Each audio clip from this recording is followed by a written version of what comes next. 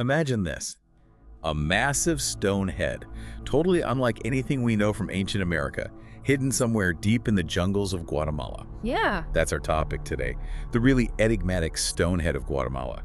It's a whole mystery kicked off by just one old photograph. And the claims are pretty wild that it looks, well, not Mesoamerican at all, more like Caucasian or maybe Semitic.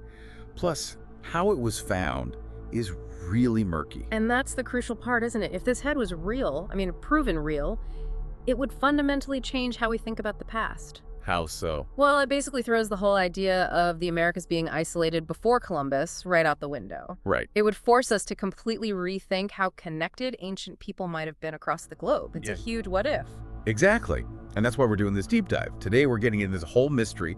We'll look at these strange stories, how it was supposedly found, peel back the layers on these pretty compelling conspiracy theories around it. Theories that claim the truth about it and what it means for our origins has been deliberately hidden. Yeah, suppressed. And then we'll bring it back down to earth with the logical counter arguments from the mainstream side. Right. Our goal here is basically to give you a shortcut to understanding this puzzle, the facts, the speculation, the whole deal, so you can make up your own mind. Okay, so where do we start? Okay, let's unpack this. Yeah. The whole thing really kicks off with a single picture, a grainy black and white photo. It showed up in Life magazine, December 1950, and it shows this huge, very finely carved stone head, kind of covered in plants, standing upright in what looks like a really remote jungle spot. Near La Democracia, apparently. That single image is what started decades of debate. Decades, yeah. It absolutely did.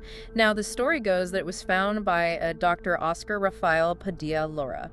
He was a doctor, but also an archaeologist. Okay. Sometime in the mid-20th century. But the details around how he found it are, let's say, extremely vague. Which is a red flag for scientists, right? A big one. It adds to the mystery, sure, but from a scientific view, it makes it unreliable. Plus, it was supposedly on private land. Which makes digging complicated. Exactly. It basically stopped any official archaeological work right from the start. Okay, but here's where it gets really interesting. Why it sparked so much argument. The features. Yeah, the look of it. It's totally unlike, say, the famous Olmec heads. The ones with the broad noses, thick lips, very characteristic indigenous features. This head wasn't like that. No, it wasn't. And those anomalous features, as they're called, are really the absolute heart of this whole thing. So what did it look like according to the reports? Well, the descriptions mention a finely chiseled nose, thin lips, large eyes, basically a face structure that people described as European or maybe Middle Eastern. Hence the Caucasian Semitic label. Precisely. And another thing, it looked like it didn't have any headdress or decoration. Which is also unusual. Very. Many big Mesoamerican sculptures have elaborate headdresses, ear schools, that sort of thing. This one appeared quite plain, setting it apart even more. And then it vanished. Or was destroyed. Well, that adds another layer of mystery. After that brief appearance in life, it kind of dropped off the map, academically speaking. Its exact location became unknown. So people assumed maybe it was a hoax. Or just a weird rock. Or destroyed, yeah. There were reports later suggesting anti-government rebels destroyed it in the 1960s. Whether that's true or convenient, who knows? Right. So what does mainstream archaeology make of all this? For the most part, it's dismissed. Not necessarily as a deliberate hoax, but as something that just can't be verified as a genuine ancient artifact. Why?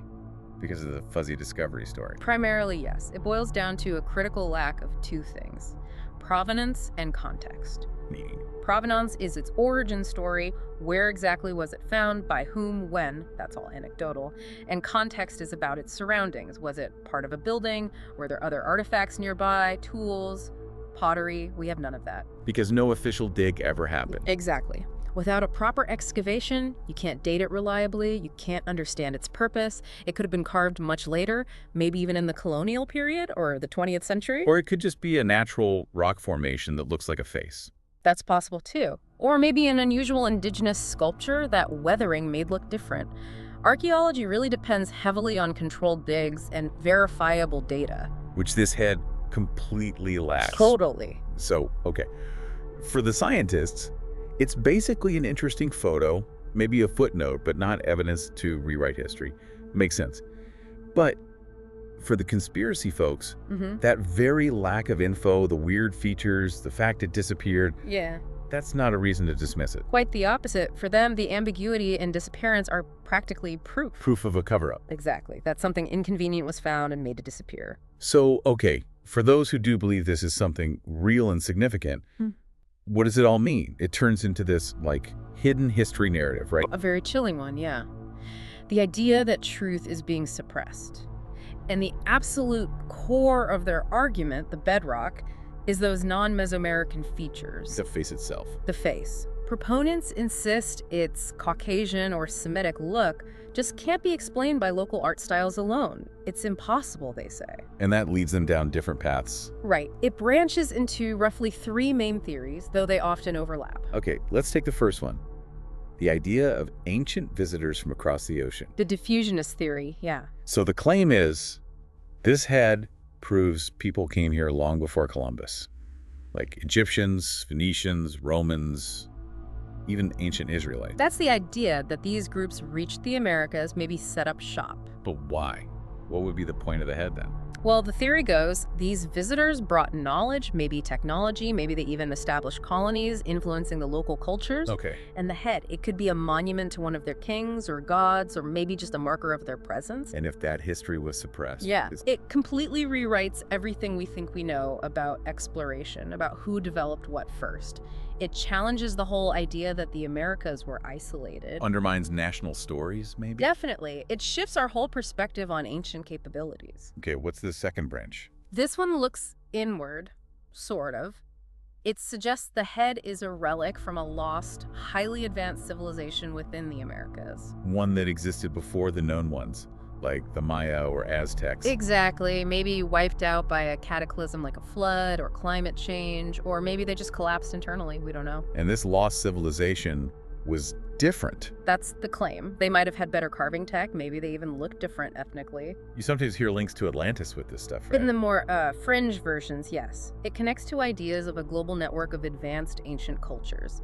Atlantis, Mu, Lemuria. And the head is a leftover piece. A surviving monument, maybe a boundary marker, or some even suggest a piece of lost technology itself, a remnant of forgotten greatness. Wild. Okay, and the third branch goes even further out there, doesn't it? It really does. This is the ancient alien or extraterrestrial influence theory. So, aliens carved it. Or helped. Several possibilities within that. Maybe aliens directly helped humans carve it, using advanced tools, lasers, energy weapons, who knows? Okay. Or maybe the head is a portrait of an alien, one of the gods who visited Earth long ago. A literal depiction. Possibly. Or maybe the aliens didn't do the carving, but they taught early humans advanced engineering or art, explaining the supposed high quality and weird style. And the purpose then? Yeah. Why would aliens want a giant head in the jungle? Could be a monument to their visit, like Kilroy was here, but on a cosmic scale. Or maybe a communication device, a beacon. Or a marker for a hidden alien base nearby.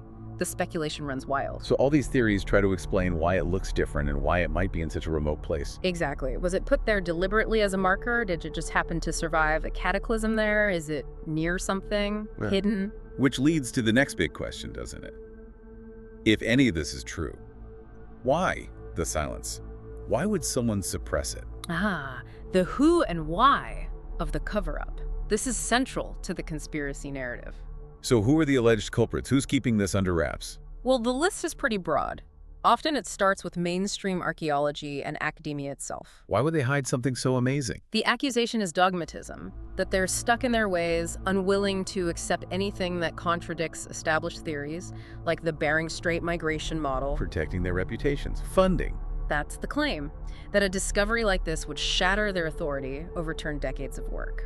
Then you have governments, Guatemalan, U.S., other world powers. And their motive. Controlling the narrative, maybe for national pride or tourism, or perhaps monopolizing any advanced knowledge or technology implied by the discovery, think military or economic advantages. Or just preventing panic, if it was aliens. That too.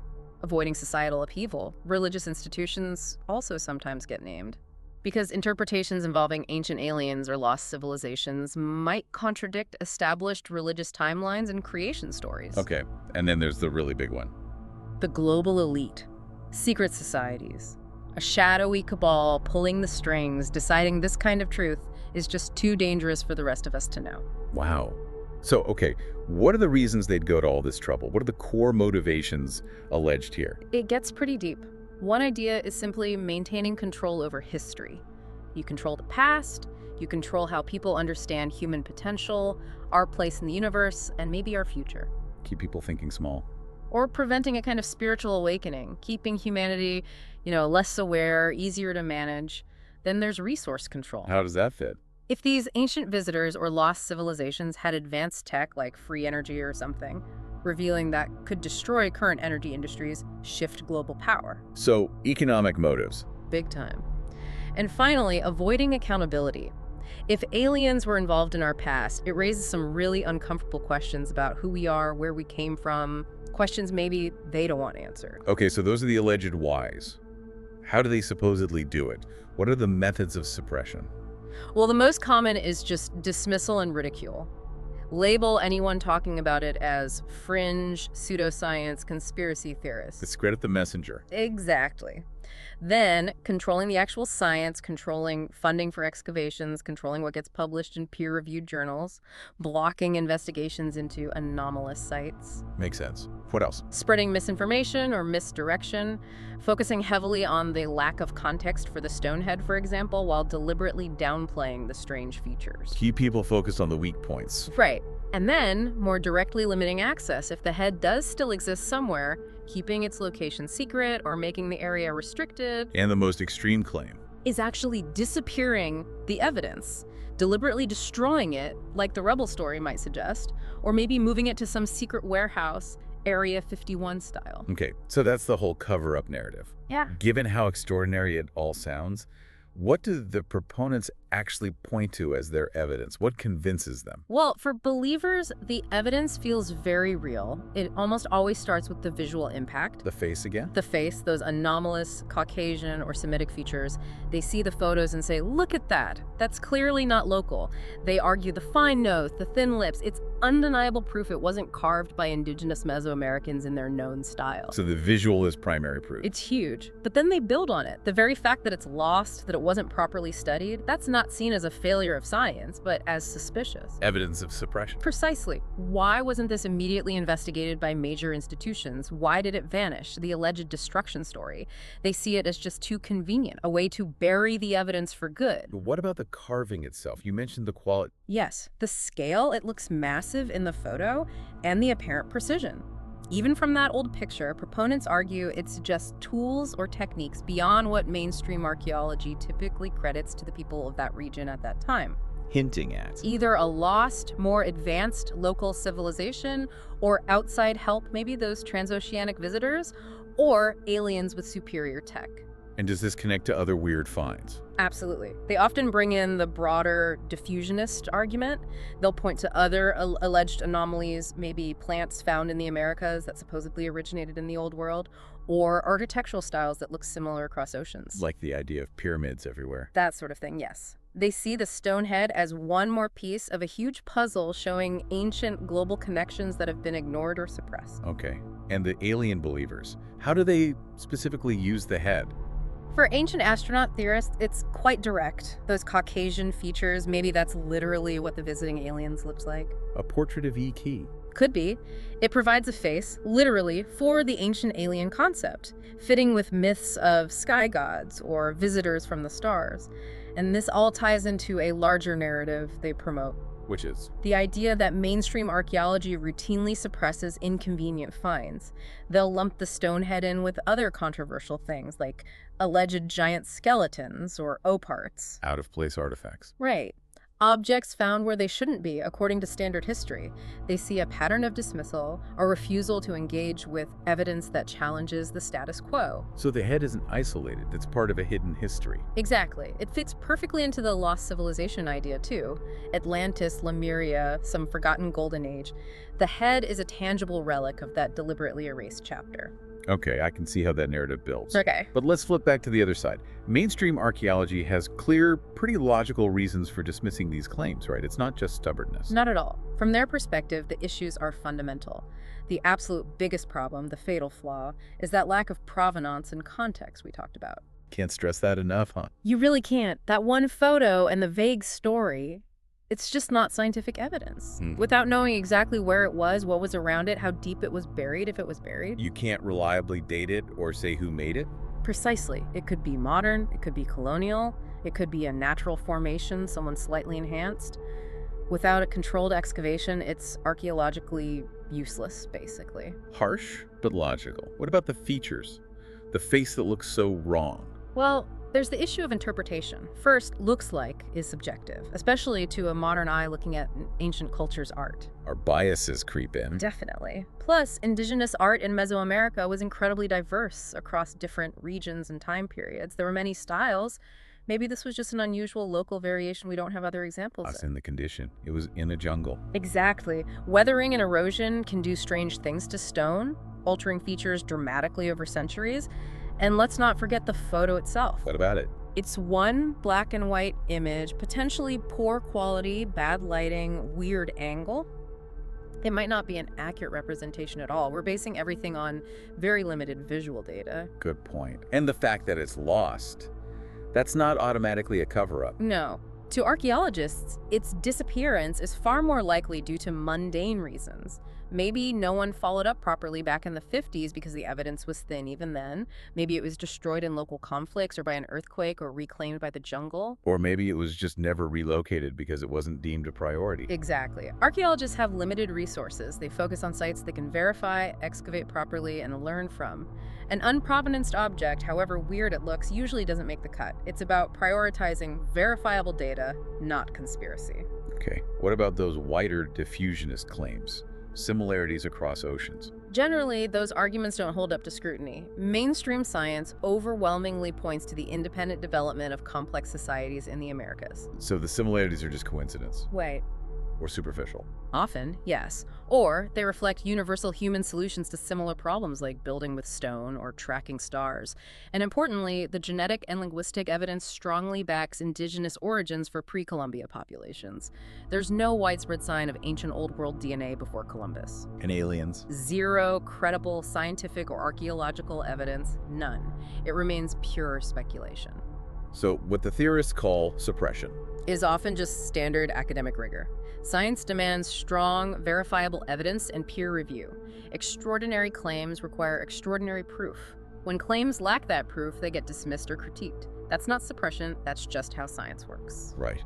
Okay, so given these pretty solid, logical explanations from the mainstream side, why do the conspiracy theories about the stone head hang on so strongly? Why does this one photo keep capturing imaginations? It is fascinating how persistent these ideas are, isn't it? And I think it tells us a lot, maybe less about ancient history and more about, well, us. There's a huge appeal to forbidden archaeology, this idea that the establishment is hiding profound truths, that history is full of secrets and out-of-place artifacts.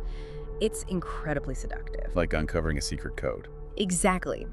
And the stone head becomes this perfect symbol for that. It's like a Rorschach test. People project onto it their distrust of authority, their desire for a past that's more mysterious or exciting than the textbooks say, especially now, with the internet where images spread instantly. That single image is powerful. Immensely powerful. It's visual, it's strange, it's easily shared, it looks like proof, even if the context is missing.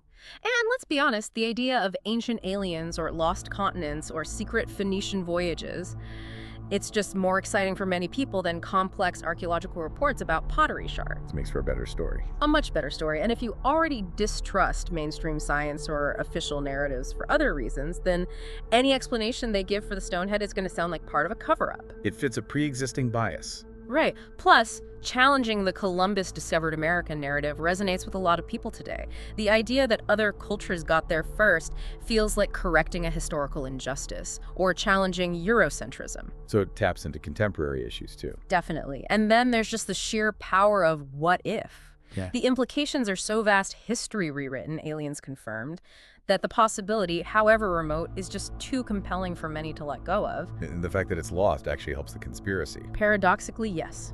Because it's gone or hidden, you can speculate endlessly. Its absence becomes proof of its importance, proof that someone wanted it gone. It fuels the mystery rather than resolving it. So we've really dived deep into this Stonehead of Guatemala saga. Started with just one enigmatic photo and spun out into these incredible narratives of hidden history, ancient secrets, alleged global cover-ups. We've looked at how proponents see it as absolute proof of things like transoceanic contact, maybe even alien visits. Proof they believe is being deliberately hidden by powerful forces. Yeah.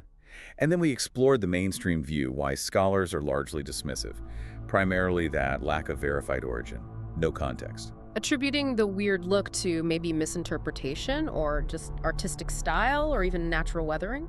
Standard archaeological reasoning. So as you, listening, think about all the ancient mysteries out there, the ruins, the artifacts, and the secrets they might still hold. Consider this strange stone head of Guatemala. Is it just an oddity? An unproven anomaly? Maybe a trick of light in an old photo, a legend that sticks around because we want to believe in a more fantastic past? Or is there something more? Could it be a silent piece of hidden truth, a real clue pointing to ancient visitors, maybe even from the stars, or a lost world? Deliberately veiled, as the theorists say, by those who don't want us to know, buried deep in the jungle, or maybe deep in a secret archive somewhere. For now, the answer is still lost in the mists of ambiguity. But that captivating what if, sparked by the stone head, it definitely keeps echoing, doesn't it? Right through the foundations of how we think about our own history.